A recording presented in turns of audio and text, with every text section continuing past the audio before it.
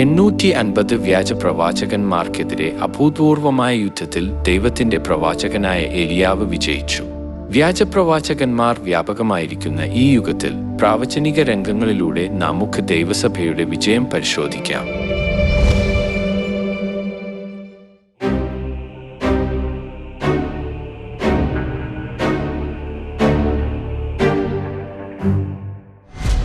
ആഹാബ് ദൈവത്തെ ആരാധിച്ച ഇസ്രായേൽ രാജാവായിരുന്നു. എന്നാൽ അവൻ ഈസേബെലിനെ വിവാഹം കഴിച്ചു, അന്യദേവന്മാരെ ആരാധിച്ചു. അവൻ ബാലിന് ഒരു ആലയം പണിതു, അശേരാസ്തംഭങ്ങളെ ഉണ്ടാക്കി. തനിക്ക് മുമ്പുള്ള എല്ലാ രാജാക്കന്മാരെക്കാളും അധികം ദോഷം ചെയ്തു. ദൈവം വളരെയധികം കോപിക്കുകയും ആഹാബിന് അവന്റെ പാപത്തെക്കുറിച്ച് മുന്നറിയിപ്പ് നൽകാൻ ഏലിയാ പ്രവാചകനെ അവന്റെ അടുക്കലേക്ക് അയക്കുകയും ചെയ്തു. എന്തായിരുന്നു ആഹാബിന്റെ പ്രതികരണം? അവൻ തന്റെ തെറ്റിൽ ആത്മാർത്ഥമായി അനുതപിച്ചു.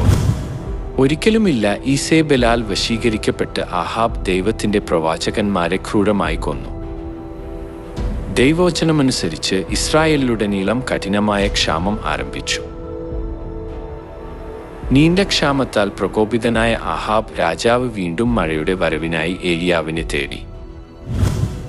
തുടർന്ന് ബാലിന്റെ 450 പ്രവാചകന്മാരെയും അശേരയുടെ 400 പ്രവാചകന്മാരെയും കർമ്മേൽ പർവ്വതത്തിലേക്ക് വിളിക്കാൻ ഏലിയാവ് രാജാവിനോട് ആവശ്യപ്പെട്ടു. ആഹാബ് സകല ജനങ്ങളെയും കള്ളപ്രവാചകന്മാരെയും കർമ്മേൽ പർവ്വതത്തിൽ കൂട്ടിവരുത്തി. അപ്പോൾ ഒന്നിനെതിരെയുള്ള 850ന്റെ ശ്രദ്ധേയമായ ഏറ്റുമുട്ടലിൽ ദൈവം അവിടുത്തെ ശക്തി വെളിപ്പെടുത്തി.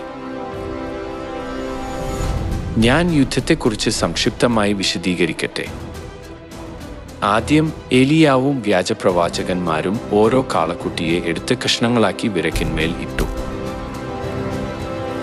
അവർ അതിന് തീയിട്ടില്ല എന്നതായിരുന്നു ആ സമയത്തെ പ്രധാന കാര്യം. എന്തുകൊണ്ടായിരുന്നു അത്?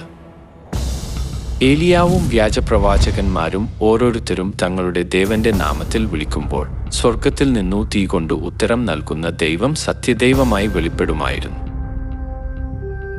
അപ്പോൾ ഈ യുദ്ധത്തിന്റെ ഫലം എന്തായിരുന്നു?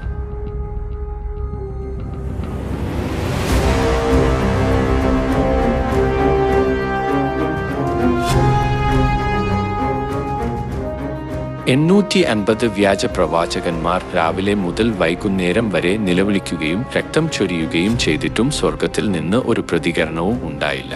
അവരുടെ ദേവന്മാർ വ്യാജമായിരുന്നു.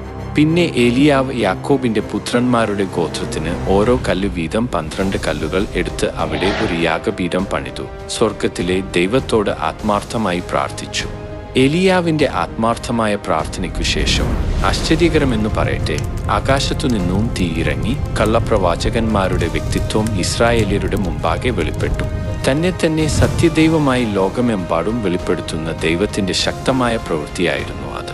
850 വ്യാജ പ്രവാചകന്മാരെ ധൈര്യപൂർവ്വം നേരിട്ട, ദൈവത്തിൽ വിശ്വസിച്ച ഏലിയാവ് ഉണ്ടായിരുന്നു. സർവശക്തനായ ദൈവം ഏലിയാവിനോടൊപ്പം ഉണ്ടായിരുന്നതിനാലാണ് ആ വിജയം സാധ്യമായത്.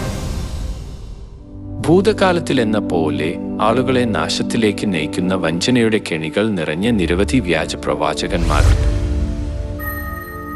ഈ സമയത്ത് സത്യദൈവത്തിലുള്ള വിശ്വാസത്തിന്റെ വിജയം നേടുന്ന മഹത്തായ പ്രവൃത്തി എവിടെയാണ് ചുരുളഴിയുന്നത്? ഒന്നിനെതിരെ 850 പേരുടെ ഏറ്റുമുട്ടലായ ഏലിയാവിന്റെ ചരിത്രം ഈ യുഗത്തിൽ ആവർത്തിക്കുന്നുവെന്ന് ബൈബിൾ നമ്മോട് പറയുന്നു. അന്ധകാര യുഗത്തിൽ 3 പ്രാവശ്യമായുള്ള 7 ഉത്സവങ്ങൾ നീക്കിക്കളയപ്പെട്ടു. ക്രിസ്തു അൻസംഗ് ഹോങ് സത്യത്തിന്റെ യാഗപീഠം പുനഃസ്ഥാപിക്കുകയും ജീവന്റെ മാതാവിലേക്ക് നയിക്കുന്ന ജീവന്റെ പാത തുറക്കുകയും ചെയ്തു. ബൈബിളിലെ പ്രവചനമനുസരിച്ച് പ്രത്യക്ഷപ്പെട്ട ഏലിയാ പ്രവാചകനാണ് ക്രിസ്തു അൻസംഗ് ഹോങ്. അവിടുന്ന് പരിശുദ്ധാത്മാവായ ദൈവമാണ്. പിതാവായ ദൈവവും മാതാവായ ദൈവവും വസിക്കുന്ന world mission society church of God യഥാർത്ഥ സഭയാണ്. അവിടെ ദൈവം രക്ഷയുടെ വിജയം നൽകുന്നു.